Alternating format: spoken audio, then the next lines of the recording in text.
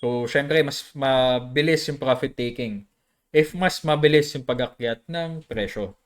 'Di ba? Ilagay mo yung sarili mo sa pwesto nila na nakabili at 27K, gumalaw ng 25% in just a few weeks. Ano bang gagawin mo? Syempre, magte-take profit, 'di ba? Unless ano ka talaga, hardcore ka talaga.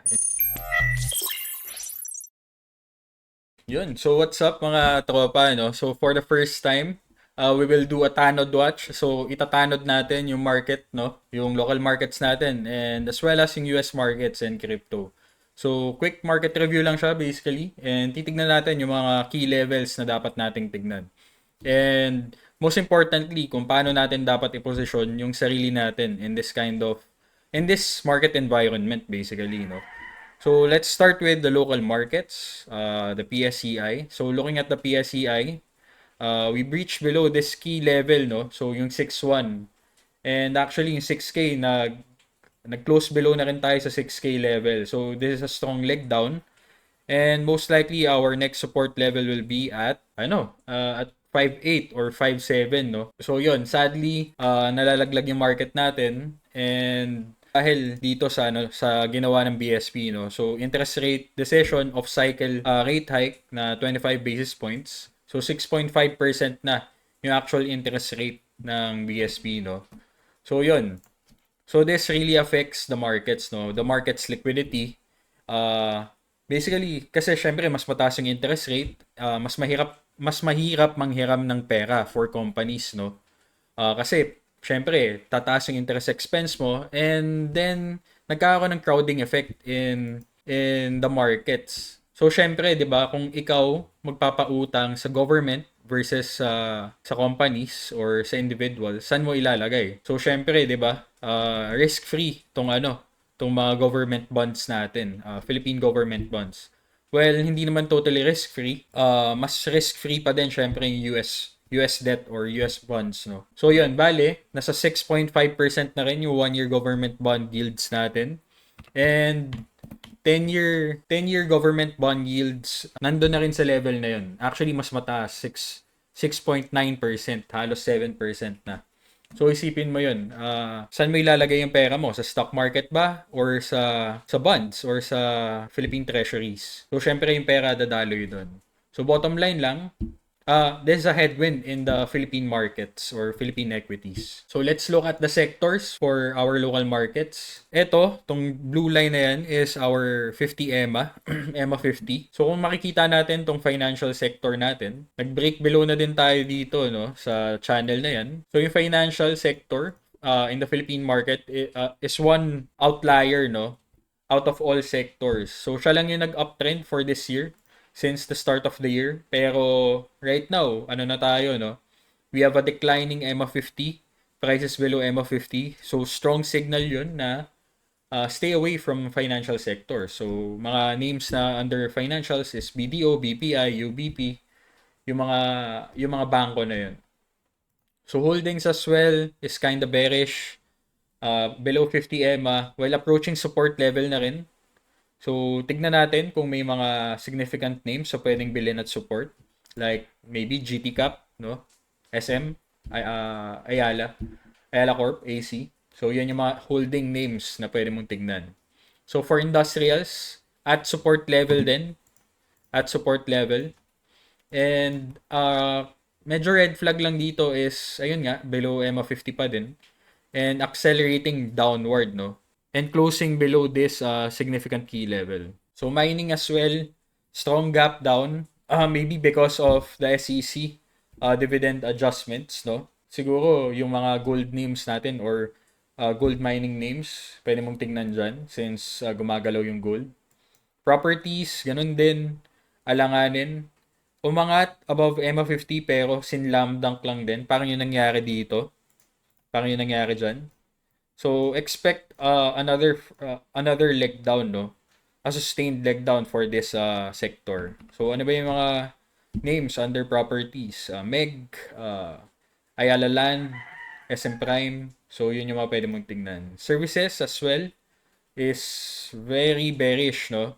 So fresh breakdown sa key level na to, sa key support level na to. And ayun, consecutive days na rin na red ano no, na selling day. So stay away from services. Pwede hanap ka ng mga ano na sa support level and undervalued. So that's pretty much it no for the local markets. Maybe let's sige, tignan natin yung mga dating outliers or yung current alpha in the market which is plus. So yung alpha natin in the market which is plus, ano na rin, nalaglag na rin from this channel. So nag-create siya ng wedge, then breaking below the wedge, parang retesting na lang this support level or this support trend line. Then most probably, magkakaroon ulit ng leg down. A bull case for this name is mag-recover above this channel and then mag-consolidate, mag-create ng parang head and shoulder structure or inverse head and shoulder structure. So this is considered your head. If mag-recover above it, if it recovers above it and then retraces back at this level, so yan yung pwede mong tradable, yan yung tradable pattern mo or tradable structure. So that's plus. GT Cap, sige, this is an interesting name. So out of all holding names like SM, AC, so siya lang talaga yung medyo may magandang structure, no? Well, eto, nasa support level, so pwedeng mag-buy at support ka if you're a position trader. So for GT Cap, looking at GT Cap, makikita natin no, it's under accumulation phase, no, under accumulation phase. And nag-breakout na siya dyan sa downtrend line na yan. So that's a good sign. Ngayon it's forming a wedge, no? A channel or a wedge na pwede mong i-trade if it breaks above this channel or this wedge. So yan yung mga pwedeng i-trade no in the local markets, I think. So if may mga interesting names kayo na pwede ding i-trade or pwedeng tignan, just comment it in our comment section below. And let's look at it on our next market watch. So sige, another name no in the local markets na gumalaw recently is Dito. So nag-accelerate, nagkaroon ng strong rally up from this spring no, Wyckoff spring to na nag-break below sa support. This is a bear trap no, classic bear trap na break below support level, break below 2 pesos psychological. Then nag-recover ulit no. Yun lang, nagkaroon din ng bull trap at this structure no. So this is a strong red flag for this stock. So I think baka mag-consolidate lang ng matagal tong dito. Kasi parang ano lang to eh. Bagong loan na binigay kay dito. So parang nabigyan ng buhay yung company na to nung na-approve siya ng loan. Yun. Anyway, moving forward. So that's the local markets.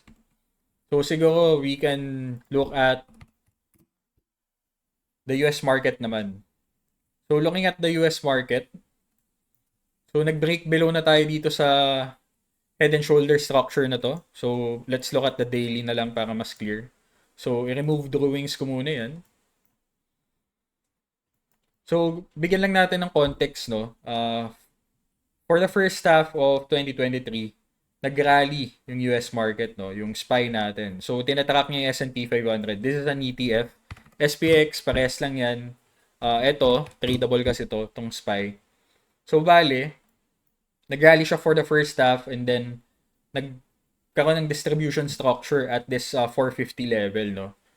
So halos parehas lang din dito sa key level na to. So nag-resist siya dito sa 450 level. Ngayon nag-form siya ng head and shoulder structure. Then right now nagmamaterialize yung distribution structure na to. Ang ginawa niya is a break below that, retest, and then another leg down. So ngayon, currently at support level tayo.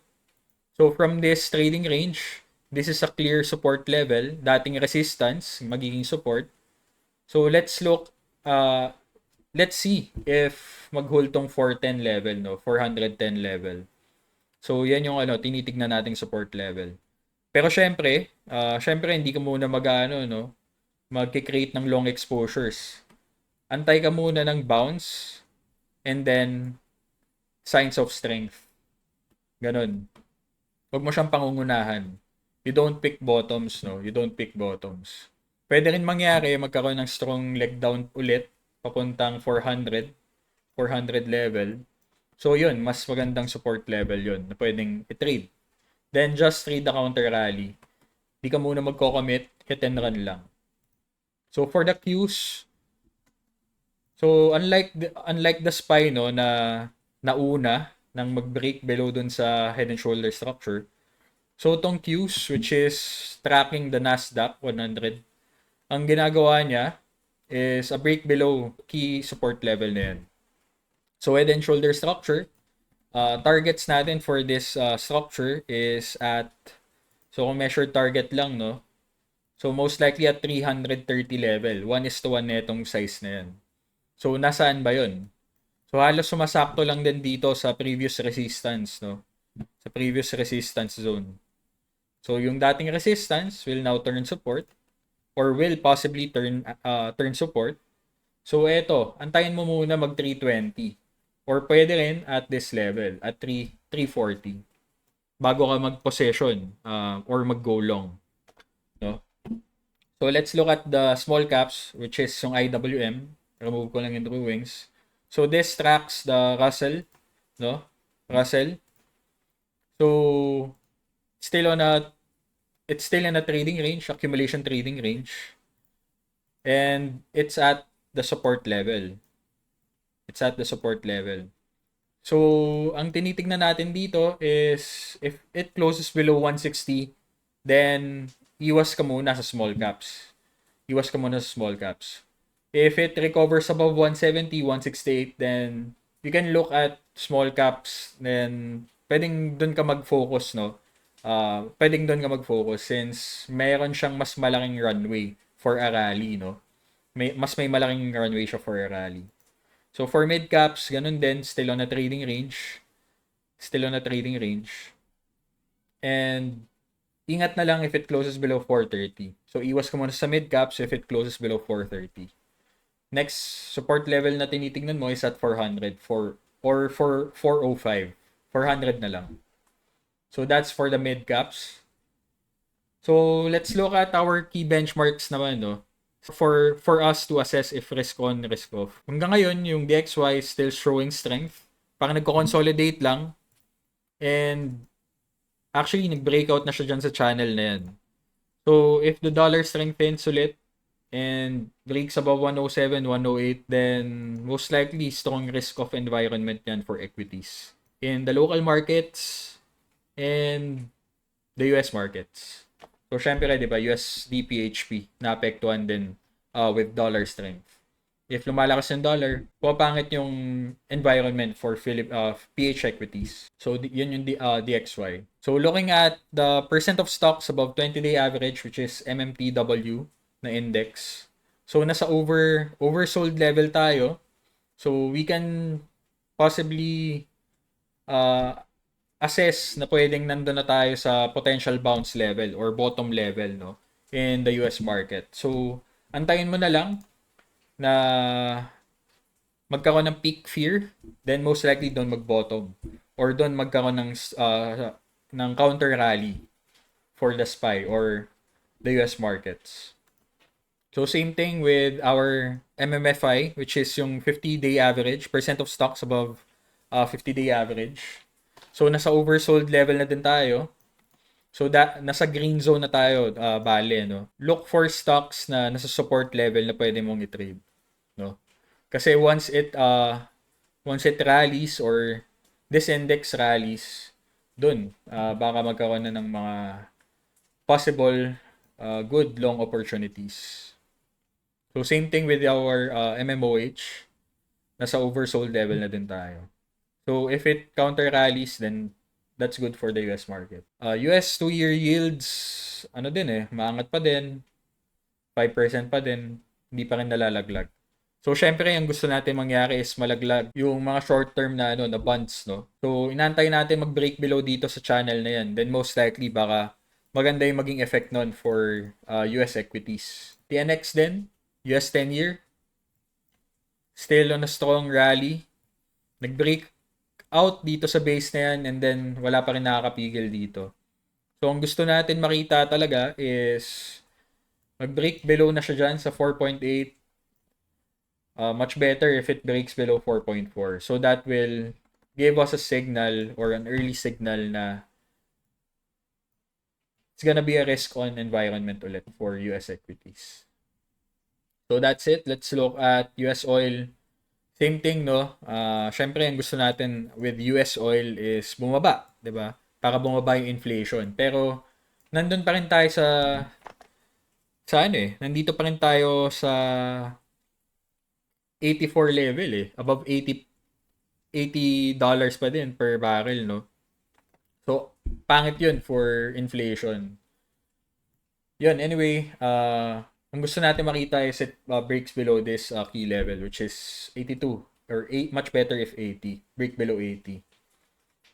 Yun. So, gold, actually nag-rally, no, nung dahil sa conflict sa Hamas and Israel. So, nag-rally yan if there is a strong geopolitic issue or there is a war, 'di ba? So, ano yan, safe haven asset din yan eh, tong gold. Okay, let's look at crypto. Crypto nag-breakout na din sa accumulation range niya. So, this is a good sign for crypto traders. So, as long as masustain niya tong 32K no for this week no, kahit this week lang, then maganda yung pwede niyang gawin. Pwedeng mag-consolidate yan for another week or much better mag-pullback tayo dito. May clear pullback tayo at 31K and then recover above it. So, ganun. So, if it's correcting, antay ka na lang ng buy on support opportunities at 31K. So, ganun. Sa ngayon, mahirap kasi mag-anticipate na consolidation lang yan. Na consolidation lang to.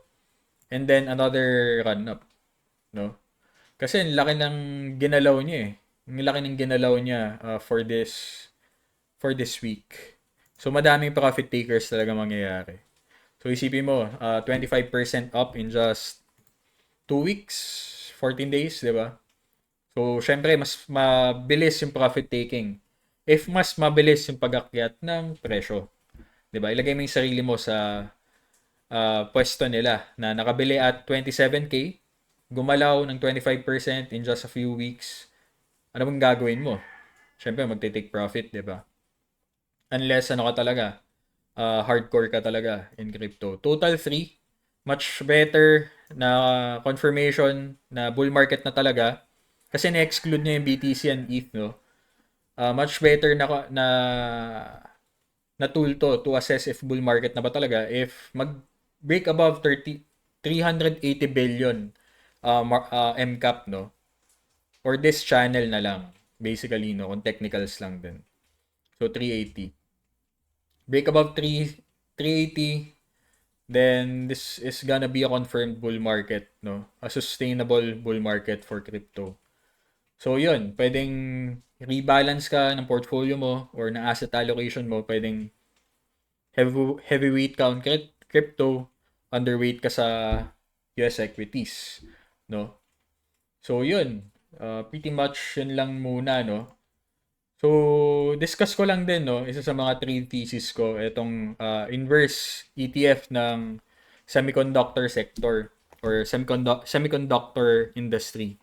So, nag-create siya ng accumulation range, nag-create ng inverse head and shoulder. So, this is a bullish structure, no. So, instead of shorting semicon names like Nvidia, AMD, pwedeng ito na lang yung bilhin mo, no, if capable ka naman. And pwede mong i-trade siya, no?